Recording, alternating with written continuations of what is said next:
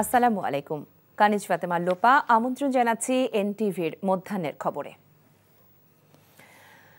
দেশের রপ্তানি আয় বাড়াতে পণ্যের পাশাপাশি সেবা খাতেও মনোযোগ দেওয়ার জন্য বিনিয়োগকারীদের প্রতি আহ্বান জানিয়েছেন অন্তর্বর্তীকালীন সরকারের প্রধান উপদেষ্টা ডক্টর অধ্যাপক মোহাম্মদ ইউনূস। আজ পূর্বাঞ্চলের বাংলাদেশ চায়না ফ্রেন্ডশিপ এক্সিবিশন সেন্টারে ২৯তম আন্তর্জাতিক বাণিজ্য মেলার উদ্বোধনকালে তিনি এমন আহ্বান জানান। রপ্তানি উন্নয়ন ব্যুরো এবং বাণিজ্য মন্ত্রণালয় মাসব্যাপী এই মেলার আয়োজন করছে। আয়োজক বাংলাদেশ ছাড়াও ৭টি দেশের ১১টি প্রতিষ্ঠান সহ মোট ৩৬১টি প্রতিষ্ঠান এই মেলায় নিজেদের পণ্য প্রদর্শন ও বিক্রি করবে। প্রতিদিন সকাল ১০টা থেকে রাত ৯টা এবং ছুটির দিনে রাত ১০টা পর্যন্ত মেলা চলবে। উদ্বোধন করতে গিয়ে প্রধান উপদেষ্টা দেশের রপ্তানি আয় বাড়ানোর জন্য সরকারের নেয়া নানা উদ্যোগের কথা তুলে ধরেন। এ সময় তিনি ফার্নিচার পণ্যকে ২০২৫ সালের জন্য বর্ষপণ্য হিসেবে ঘোষণা করেন। পণ্যের মান উন্নয়নে সেবা প্রদানকারী সংস্থাগুলোকে আরও শক্তিশালী করা হচ্ছে। রপ্তানি সেবা প্রদানকারী সংস্থাগুলোর সক্ষমতা বৃদ্ধি, আধুনিক ও দ্রুততর সেবা নিশ্চিত করার লক্ষ্যে সংশ্লিষ্ট সংস্থার বিদ্যমান অবস্থা, সমস্যা ও সম্ভাবনা সংক্রান্ত গ্যাপ নিরূপণের জন্য সার্ভে করা হচ্ছে। সকলের সম্মিলিত প্রয়াসে নতুন নতুন পণ্য উদ্ভাবনের মাধ্যমে আমাদের রপ্তানিকে আরও সমৃদ্ধ করতে হবে। পণ্যের পাশাপাশি সেবা খাতে বিনিয়োগ ও রপ্তানি বৃদ্ধির লক্ষ্যে এগিয়ে আসার জন্য আমি আমাদের ব্যবসায়ী মহলকে অনুরোধ জানাচ্ছি। শিক্ষা উপদেষ্টা ওয়াহিদ উদ্দিন মাহমুদ বলেছেন, পাঠ্য বই যেন শিক্ষার্থীদের হাতে সময় মতো না পৌঁছায় সেজন্য গত কয়েক মাস ধরে ষড়যন্ত্র হয়েছে, যা এখনও চলছে। রাজধানীর সেগুনবাগিচায় আন্তর্জাতিক মাতৃভাষা ইনস্টিটিউটে পাঠ্য বইয়ের অনলাইন ভার্সন উদ্বোধনকালে তিনি কথা বলেন। অনুষ্ঠানে এনসিটিভির chairman professor doctor A K M Riazul Haque বলেন, প্রতি বছর বই উৎসবের নামে আর্থিক অপচয় রোধে এখন থেকে অনলাইনে বই উৎসবের সিদ্ধান্ত নিয়েছে সরকার। জানান, জাতীয় শিক্ষাক্রম ও পাঠ্যপুস্তক বোর্ড এবছর মোট প্রায় ৪১ কোটি বই বিনামূল্যে বিতরণ করবে, যার মধ্যে ৬ কোটি বই শিক্ষার্থীদের হাতে পৌঁছে গেছে। জানুয়ারির ২০ তারিখের মধ্যে প্রাথমিক ও মাধ্যমিক পর্যায়ের সব শিক্ষার্থী বই হাতে পাবে বলেও জানান রিয়াজুল হক। কেউ সন্দেহের ঊর্ধ্বে না, সেটা মন্ত্রণালয়ের ভিতরে হোক, বাইরের ব্যবসায়ীরা হোক, মজুতদাররা হোক, সিন্ডিকেট হোক, যেই হোক। এই জন্যই বলছি, আমি কাউকে এখন দোষারোপ করছি না, কিন্তু এই অভিজ্ঞতা এবং এটার অনুসন্ধান কাজে লাগিয়ে আমরা ভবিষ্যতে এই বই ছাপার বাণিজ্যকে কি করে আরও সুশৃঙ্খল করব এবং এতে বা যে একচেটিয়া ব্যবসা সেটা কমিয়ে আরও উন্মুক্ত করব, সেটা প্রচেষ্টা চালিয়ে যাব। এটা আমাদের শিক্ষণীয় একটা বিষয় হয়ে থাকবে।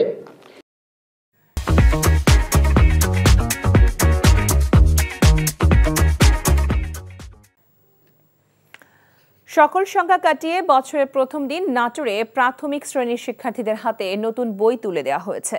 কোনো আনুষ্ঠানিকতা না থাকলেও সকালে জেলার প্রায় সকল প্রাথমিক বিদ্যালয়ে প্রথম, দ্বিতীয় ও তৃতীয় শ্রেণীর শিক্ষার্থীদের মাঝে সব বিষয়ের নতুন বই প্রদান করেন সংশ্লিষ্ট শিক্ষা প্রতিষ্ঠানের শিক্ষকগণ। এর আগে গতকালই শিক্ষা অফিস থেকে চাহিদা অনুযায়ী ৭২,৮৫০টি বইয়ের সবগুলোই শিক্ষা প্রতিষ্ঠানের প্রধানের কাছে হস্তান্তর করা হয়। চতুর্থ ও পঞ্চম শ্রেণীর বই প্রাপ্তি সাপেক্ষে কিছুদিনের মধ্যেই প্রদান করা হবে বলে জানান জেলা প্রাথমিক শিক্ষা অফিসার গোলাম নবী।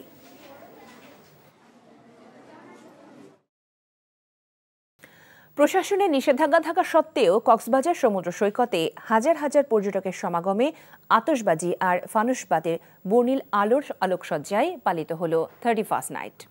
নতুন বছরকে স্বাগত জানাতে রাত 12টার পর আধা ঘন্টা ধরে পর্যটকেরা আতশবাজি আর ফানুসবাতি জ্বালিয়ে উচ্ছ্বাস প্রকাশ করেন। 31st নাইটে সৈকতের উন্মুক্ত স্থানে যে কোনো ধরনের উৎসব কিংবা সাংস্কৃতিক অনুষ্ঠানের উপর নিষেধাজ্ঞা ছিল প্রশাসনের।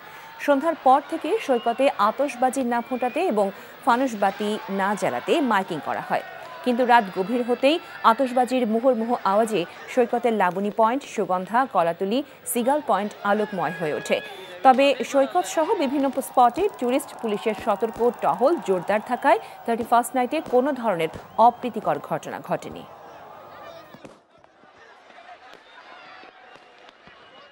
অনেক ভালো লাগতেছে, অনেক সুন্দর। বাজি ফুটাইছে অনেক, তারপরে সামনে থেকে নিউ ইয়ার পার্টি, এটা অনেক ভালো লাগতেছে। আম্মু আমার পুরো ফ্যামিলি আসছে। কেমন লাগছে এগুলো দেখে? সব অনেক ভালো লাগছে।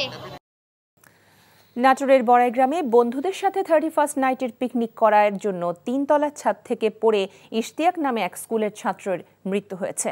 পরিবার ও এলাকাবাসী জানায়, বড়াইগ্রাম উপজেলার বনপাড়া সেন্ট জোসেফ উচ্চ বিদ্যালয়ের এসএসসি পরীক্ষার্থী ইশতিয়াক গতরাতে 31st নাইট উদযাপনের জন্য কালিকাপুর মহল্লায় বন্ধু অনিকের বাসার ছাদে আয়োজন করা পিকনিকে অংশ নেয়। মোবাইল দেখতে দেখতে ছাদ থেকে পা ফসকে নিচে পড়ে যায় ইশতিয়াক। দ্রুত তাকে উদ্ধার করে স্থানীয় ক্লিনিকে নিলে চিকিৎসক মৃত ঘোষণা করেন। খবর পেয়ে রাতেই পুলিশ ঘটনাস্থল পরিদর্শন করে। পরিবারের পক্ষ থেকে অভিযোগ দিলে ব্যবস্থা নেওয়া হবে বলে জানিয়েছে পুলিশ। সংস্কার একটি চলমান প্রক্রিয়া, আগে সংস্কার পরে নির্বাচন। সরকারের এই বক্তব্য কোনো অর্থ বহন করে না বলে মন্তব্য করেছেন বিএনপি স্থায়ী কমিটির সদস্য ডাক্তার আব্দুল মঈন খান। ছাত্রদলের 46তম প্রতিষ্ঠা বার্ষিকীতে বিএনপির প্রতিষ্ঠাতা শহীদ রাষ্ট্রপতি জিয়াউর রহমানের সমাধিতে শ্রদ্ধা নিবেদন শেষে এই মন্তব্য করে সংস্কার কাজের পাশাপাশি দ্রুত সময়ের মধ্যে নির্বাচন আয়োজনের দাবি জানান। বলেন, দেশের মানুষ ভোট দিতে চায় জানিয়ে সমন্বয়ের মাধ্যমে নির্বাচনের জন্য অতি প্রয়োজনীয় সংস্কার করে নির্বাচনের প্রস্তুতি চালাতে অন্তর্বর্তী সরকারের প্রতি তিনি আহ্বান জানান। চাঁদাবাজি ও শ্লীলতাহানির দায়ে কামরাঙ্গীরচর থানার পৃথক 2 মামলায় সাবেক খাদ্যমন্ত্রী কামরুল ইসলামকে 4 দিনের রিমান্ডে মঞ্জুর করেছে আদালত। এছাড়া চকবাজার থানার একটি হত্যা মামলায় তাকে গ্রেফতার দেখানো হয়। সকালে আদালতে তাকে হাজির করে 2 মামলায় 10 দিন করে রিমান্ডের আবেদন করেন মামলার তদন্তকারী কর্মকর্তা। পরে রাষ্ট্র ও আসামি পক্ষের আইনজীবীদের শুনানি শেষে 4 দিনের রিমান্ড মঞ্জুর করেন মেট্রোপলিটন ম্যাজিস্ট্রেট বেলাল হোসেনের আদালত। এ সময় আদালতে রাষ্ট্রপক্ষের আইনজীবী বলেন, ভুক্তভোগী কেবল ব্যবসায়ীর কাছে চাঁদা দাবি করে চাঁদা না দিলে তাকে হত্যার উদ্দেশ্যে তার বাড়িতে গিয়ে পরিবারের সদস্যদের মারধর করে ও বাসায় ভাঙচুর করে। পরে ভুক্তভোগীরা বাদী হয়ে থানায় মামলা করেন।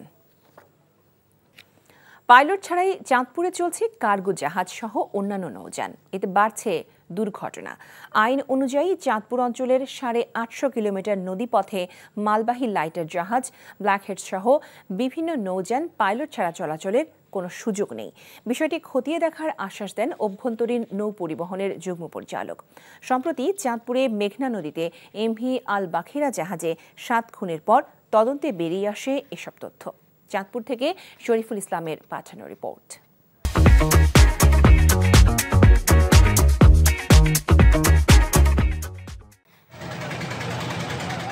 বাল্কহেডের সাথে লঞ্চ নৌকার সংঘর্ষ, ডুবোচরে আটকাসহ প্রায় দুর্ঘটনার কবলে পড়ে বড় বড় নৌযানগুলো। প্রাণহানির ঘটনাও ঘটে। অবশেষে বেরিয়ে এসেছে থলের বিড়াল। বেশিরভাগ নৌযান চলছে পাইলট ছাড়াই। সম্প্রতি চাঁদপুরের মেঘনা নদীতে এমভি আল বাখেরা জাহাজে 7 খুনের পর তদন্তে বেরিয়ে আসে এসব চাঞ্চল্যকর তথ্য। তদন্তে দেখা যায় ওই কার্গো জাহাজে ছিল না কোনো পাইলট। পাইলটের কাজ হলো জাহাজের মাস্টারের সাথে থেকে নদীর গতিপথ মনিটরিং করা, যাতে কোনো দুর্ঘটনার শিকার না হয়। চট্টগ্রাম বন্দর থেকে দেশের বিভিন্ন জেলায় নৌপথে পণ্য পরিবহনের যে কয়টি রুট রয়েছে তার মধ্যে অন্যতম চাঁদপুরের মধ্য বদ্বীপ অঞ্চল। আইন অমান্য করে এই রুট দিয়ে নানা কৌশলে পাইলট ছাড়া শত শত নৌযান চলাচল করছে। পাইলট চ্যানেলটাকে দেখিয়ে দেবে, সুন্দর মতো জাহাজটা নিরাপদে যাইতে পারবে। যারা পাইলটবিহীন চলাফেরা করে তারা বিভিন্ন জায়গাতে ডুবোচরে আটকা এবং দুর্ঘটনার সম্ভাবনা বেশি থাকে। যে মালিকগুলি পাইলটবিহীন চলাফেরা করার জন্য মাস্টারদেরকে বা বিভিন্ন রকমের চলাফেরা করে, এই জন্যই তারা দুর্ঘটনা কবলিত হয় বেশি। সাইফার সাজা চালাতে গেলে আমরা যে প্রশস্ত জায়গার দরকার, ওই প্রশস্ত জায়গা সব জায়গায় পাওয়া যায় না। বিষয়টি তদন্ত করে দ্রুত ব্যবস্থা নেওয়ার আশ্বাস দিলেন অভ্যন্তরীণ নৌ পরিবহনের যুগ্ম পরিচালক। বাধ্যতামূলক পাইলটেজ নৌ রুটের আওতায় চাঁদপুর দিয়ে চলাচলকারী নৌযানসমূহ যাতে পাইলট নিয়ে চলাচল করে, সেই জন্য আমরা রীতিমতো সবসময় তদারকি করছি। সম্প্রতি আমি ভিজিলেন্স কার্যক্রম পরিচালনা করছি। পাইলটবিহীন চলাচলের ক্ষেত্রে আমরা অবশ্যই এই কার্যক্রম আরও জোরদার করব। দুর্ঘটনা এড়াতে দ্রুত নৌযানগুলোতে পাইলট দেওয়ার দাবি সংশ্লিষ্টদের। NTV news desk.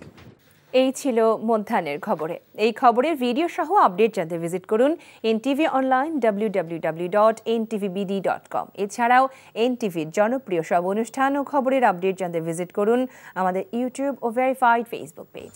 2টায় দুপুরের খবর দেখার আমন্ত্রণ রইল। সবাইকে ধন্যবাদ।